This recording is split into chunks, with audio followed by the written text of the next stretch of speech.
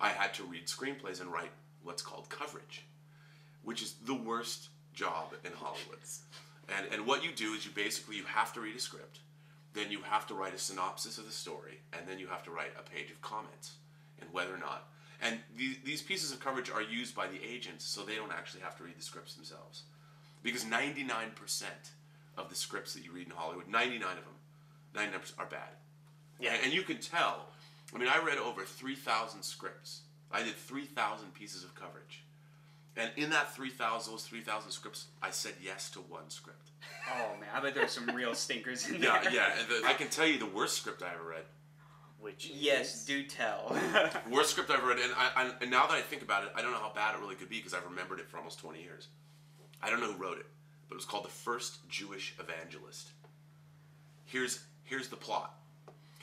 The wall that separates heaven and hell has fallen into disrepair. So heaven doesn't have enough money to fix the wall. So they have to find a Jew, because there are no Jews in heaven. They have to find a Jew to run a telethon to raise the money to fix the wall. Now, as a Jew myself, I'm like, this script couldn't be more offensive on so many different levels. Yeah. And I'm not very religious, but I read this, I'm like, I got the script at CAA. How did you end up writing Free Enterprise, directing Free Enterprise? How did that get off the ground? Well, this is very funny. Speaking of The First Jewish Evangelist, I was editing a movie called The Asphalt Quartet. This was this terrible low-budget heist movie, and the guy who produced it liked me, and he's like, "What do you want to do, kid?" And I said, "You know what I want to do? I want to do The Jewish Exorcist." Ooh. And he looks at me and he's like, "What? It was a Mel Brooks movie. It's going to be a funny movie." And I said, No. The same way that Catholicism informs vampire mythology, I wanted to use Yiddish folk tales and there's a lot of really rich, scary shit.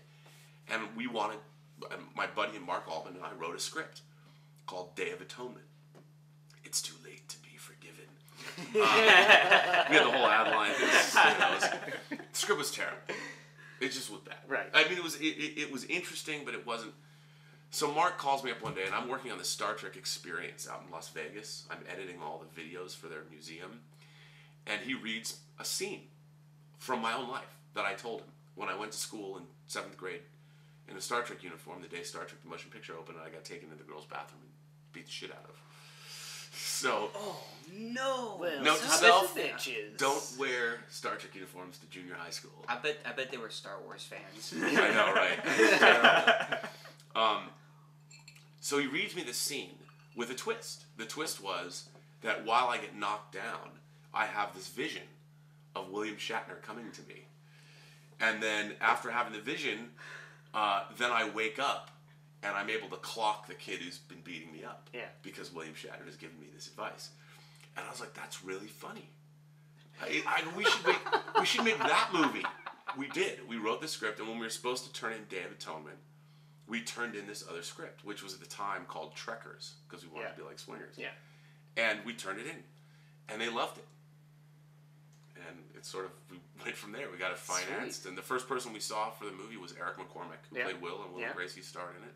Oh wow! So it was crazy. How did you end up getting William Shatner on board? He kept saying no. I mean, basically, we had to rewrite the script. I told you the story about how, in the original script, he was an imaginary friend, and Shatner just said, "I'm not going to do this. You know, you've written me in the role of God, and I find it embarrassing. I'm not going to do your movie." And so we changed it. We made him a real guy, a screw up.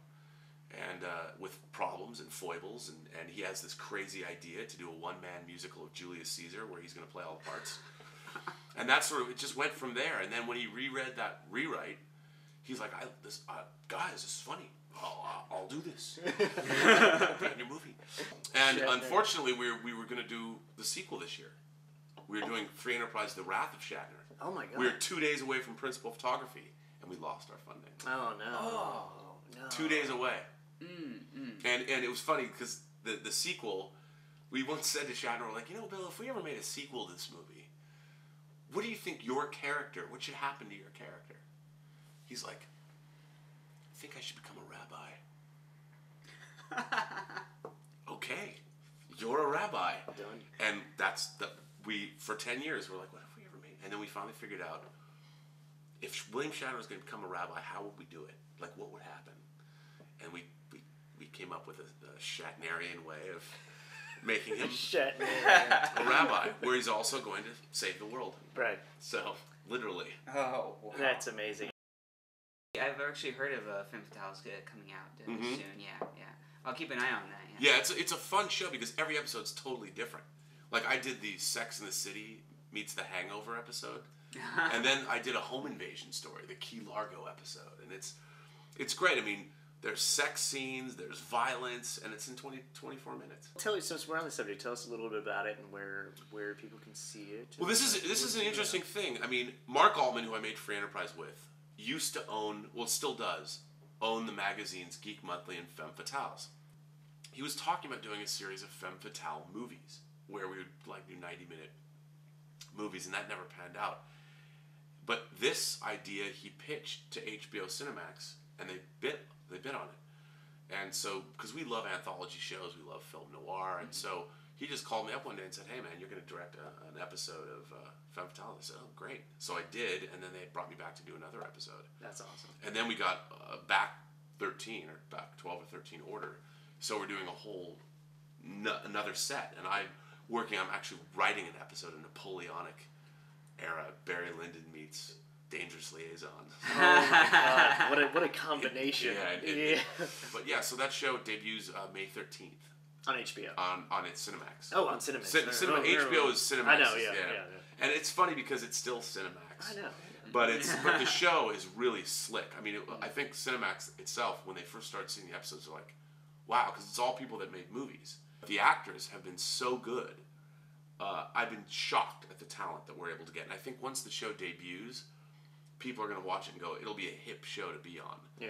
The girls will, they'll be like, well, we have to do nudity. There has to be certain amounts of nudity. And that, by the way, Cinemax, I mean. It's a weird thing, though, because, here we're trying to do these noir stories that we have to shoehorn the sex in because that's part of what the show is. Right.